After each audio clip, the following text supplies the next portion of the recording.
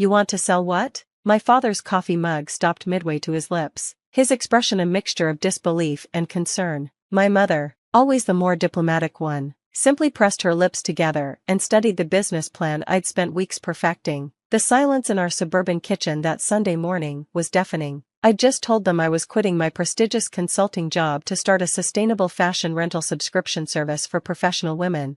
Digital clothes rental? My father finally managed, setting down his mug with more force than necessary. Sarah, you have an MBA from Wharton. We didn't spend a fortune on your education so you could become, what exactly, a glorified dry cleaner? That moment, etched in my memory like an old photograph, marked the beginning of my journey. What my parents didn't understand then was that I wasn't just starting a business, I was revolutionizing how professional women approached their wardrobes in the post-pandemic world. Looking back now, as I sit in my company's downtown headquarters overlooking the city skyline, I can't help but smile at how far we've come. But let me start from the beginning, because this story isn't just about proving my parents wrong, it's about believing in yourself when nobody else does. The seed for Style Cycle was planted during my consulting days at McKinsey. I was 28, ambitious, and spending an astronomical amount on designer workwear that would sit forgotten in my closet after a few wears. Every morning, I'd stand in front of my walk-in closet, surrounded by expensive clothes, yet still feel like I had nothing to wear. The irony wasn't lost on me. Here I was, advising Fortune 500 companies on operational efficiency, while my own wardrobe was a monument to waste. The breaking point came during a particularly crucial client presentation. I had spent $800 on a new suit, only to spill coffee on it right before the meeting. As I sat there, trying to position my portfolio to hide the stain, I thought about how many other professional women faced similar situations. We were all playing this expensive game of keeping up appearances, while our closets grew more cluttered and our bank accounts lighter. That evening, I started researching. The statistics were staggering. The average professional woman spends over $3,000 annually on work clothes, wears each item only 7 times, and contributes to an industry that accounts for 10% of global carbon emissions. The more I dug, the more convinced I became that there had to be a better way.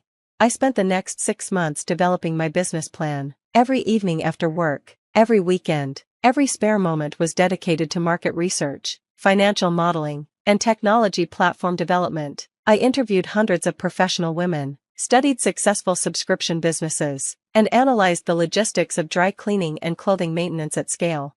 My parents' reaction that Sunday morning wasn't surprising. They were immigrants who had built stable lives through traditional careers, my father as an engineer, my mother as a pharmacist. Their definition of success was firmly rooted in the security of corporate employment. To them, entrepreneurship was a synonym for unemployment.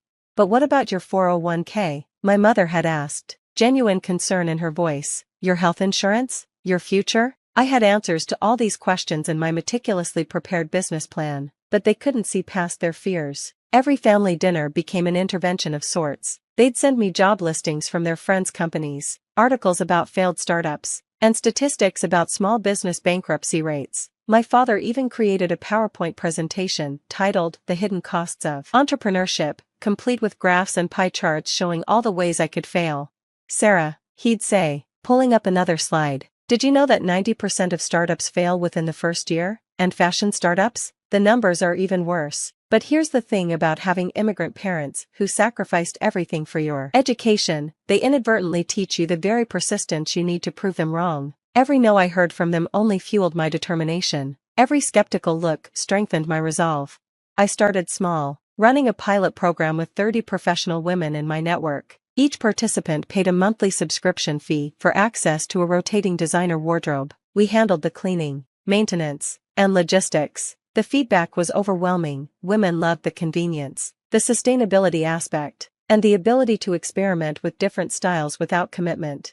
The early days were brutal. I converted my apartment's second bedroom into a makeshift distribution center. Racks of clothes lined every wall, and I spent my evenings packaging orders and coordinating with local dry cleaners. My savings dwindled rapidly, and there were moments when my parents' warnings echoed loudly in my mind. One particularly challenging day, after dealing with a lost shipment and a customer complaint, I found myself sitting on my floor, surrounded by garment bags, wondering if I'd made a terrible mistake. That's when I received an email from one of our subscribers, Catherine, a senior vice president at a tech company.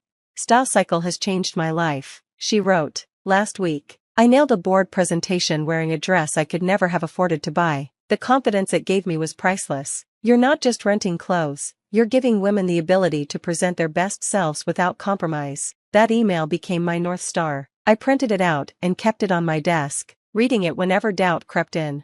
The turning point came 3 months into the pilot. Catherine, the same executive who had sent me that encouraging email, mentioned Style Cycle during a television interview about sustainable business practices. She was discussing her company's environmental initiatives when she said, "Even my wardrobe is sustainable now, thanks to an innovative startup called Style Cycle." The impact was immediate. Orders flooded in faster than we could handle. That same week, Forbes featured us in their Startups to Watch section. Our waiting list grew from 0 to 3,000 in 48 hours.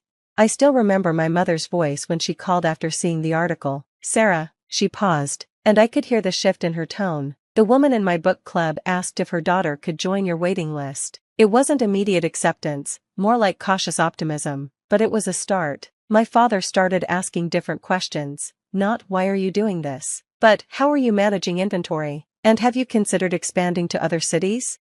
The real breakthrough came during our series of funding round. We had outgrown my apartment-turned-warehouse and were operating from a small commercial space. Our subscriber base had grown to 500, and we had proven that the model was scalable. When we secured $5 million in venture capital, my father insisted on coming to the office. He spent hours examining our operations, asking detailed questions about our technology platform, and analyzing our growth projections. I watched him move through the space, taking notes and occasionally nodding to himself. At the end of the day, he pulled me aside. "You know," he said, adjusting his glasses the way he always did when he was about to say something important, "this isn't at all what I imagined." This is impressive. Coming from him, it was everything.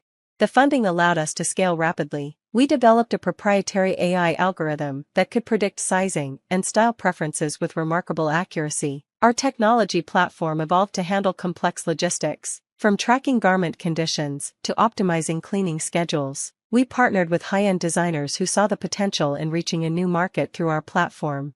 But scaling brought its own challenges. Managing inventory across multiple cities, maintaining quality control, and ensuring consistent customer experience tested every skill I'd learned in business school and then some. There were nights when I slept on the office couch, days when I forgot to eat, and weeks when I barely saw daylight.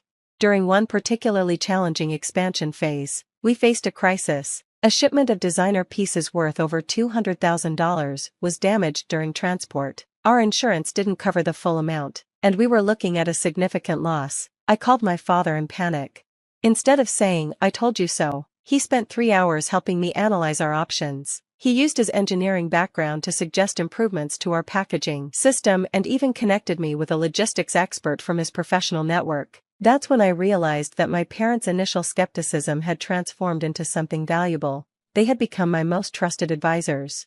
Today, Style Cycle operates in 12 major cities, with over 50,000 active subscribers and a waiting list that grows daily. We've saved our clients millions of dollars in clothing expenses and prevented thousands of garments from ending up in landfills. Our technology platform has been featured in technical journals, something that particularly delights my father.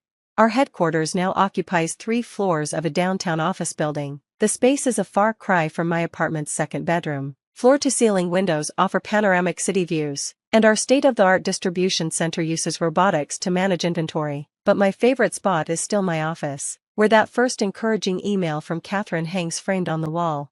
My mother now proudly tells her friends that her daughter is disrupting the fashion industry, a phrase she learned from our marketing materials and uses at every opportunity. My father has become our unofficial advisor, spending his retirement years poring over our quarterly reports and sending me detailed analyses of our operational efficiency. The impact of Style Cycle has exceeded my wildest dreams. We've created over 300 jobs, launched a mentorship program for women in technology, and established a foundation that provides professional attire to women entering the workforce. Our environmental initiatives have earned us recognition from sustainability organizations worldwide. But success isn't just about the numbers. It's about the messages I receive from our subscribers, women who feel more confident in their careers, who are saving money for their children's education, who are making more sustainable choices. It's about the team we've built, the culture we've created, and the change we're driving in the industry. One story particularly stands out. Last year, A subscriber wrote to tell us how Style Cycle had helped her through a career transition. She had left her corporate job to start her own business and couldn't afford to maintain her professional wardrobe. Through our service, she was able to maintain her image while bootstrapping her company. She closed her first major client deal wearing a Style Cycle outfit. These stories remind me why I started this journey. It was never just about clothes, it was about empowering women to pursue their ambitions without compromise. The journey has taught me countless lessons about business, leadership, and perseverance. I've learned that innovation often comes from solving personal pain points. That timing is crucial, but persistence is everything, and that sometimes the biggest obstacles come from those closest to us. Last month, I was invited to give a commencement speech at my old business school. My parents sat in the front row, beaming with pride as I shared our story. The message I gave to the graduates was the same one I wish I could give to my younger self on that Sunday morning in my parents' kitchen. Your vision doesn't need everyone's understanding, it just needs your unwavering belief. Success isn't always about following the prescribed path. Sometimes, it's about having the courage to forge your own. And sometimes, the people who love you the most will doubt you the hardest, not because they don't believe in you, but because their love makes them fear for you. Looking ahead, Style Cycle is preparing for international expansion. We're developing partnerships with sustainable designers and implementing blockchain technology to track our garments' lifecycle. Our latest funding round valued the company at $300 million, a number that still feels surreal. The technology we're developing goes beyond fashion. Our AI-driven sizing algorithm is being studied by major retailers, and our logistics platform has applications across various industries. We're exploring partnerships that could revolutionize how people think about ownership versus access across multiple categories of consumer goods. But the metric I'm most proud of isn't on any spreadsheet. It's the gradual transformation I've witnessed in my parents' understanding of success. They've learned that security can come from taking calculated risks, that stability can be found in disruption, and that sometimes the best way to honor their sacrifices is to take the very leap they fear. This transformation was evident last week when my father attended our quarterly board meeting. As he sat there, listening to presentations about our growth projections and international expansion plans, I caught him smiling. During the break, he pulled me aside.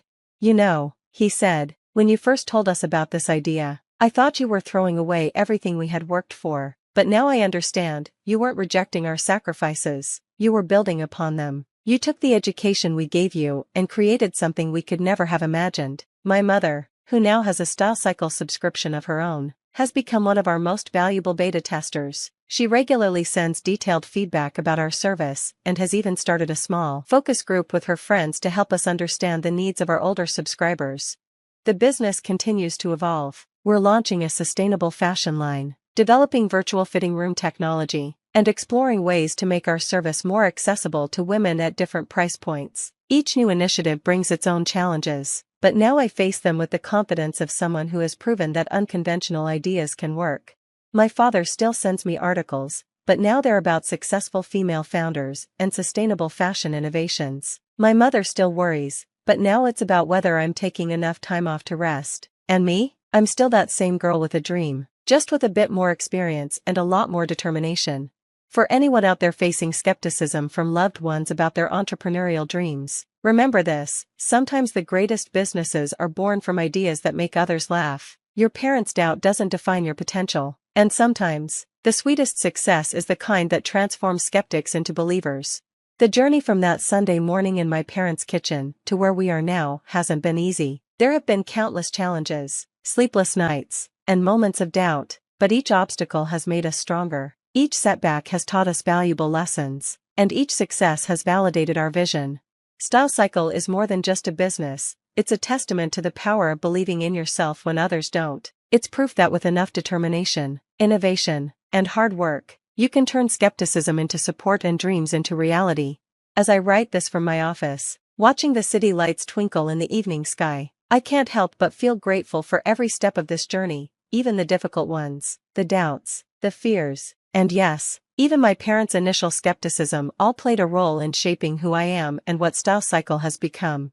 Just yesterday, during our weekly family dinner, my father surprised me with a folder full of news clippings about Style Cycle from the past 5 years. He had kept every article, every mention, every milestone, for your archives, he said with a smile. Someone might want to write a book about this someday. And my mother? she finally admitted that maybe, just maybe, becoming a glorified dry cleaner wasn't the worst career move after all. In fact, she's now suggesting new features for our app and has strong opinions about our user interface. As for me, I'm already thinking about the next phase of our growth. There's still so much to do, so many ways to innovate, so many women to empower, but now, when I face challenges or doubts, I have something I didn't have at the beginning, a track record of turning skeptics into believers and dreams into reality. Looking back at that Sunday morning in my parents' kitchen, I realized that their skepticism wasn't just an obstacle to overcome, it was the catalyst that pushed me to prove that success doesn't always look the way we expect it to. Sometimes it looks like a warehouse full of designer clothes, an app that revolutionizes how women dress, and parents who learn to believe in dreams they never dared to dream themselves. The future holds endless possibilities. We're exploring new technologies, entering new markets, and continuing to push the boundaries of what's possible in our industry. But no matter how big Style Cycle grows, I'll never forget where it all started, with a crazy idea and parents who loved me enough to worry about its success. My father recently suggested I should consider expanding into men's clothing. You know, he said with a wink, for all those other crazy dreamers out there, I think that's what you call coming full circle.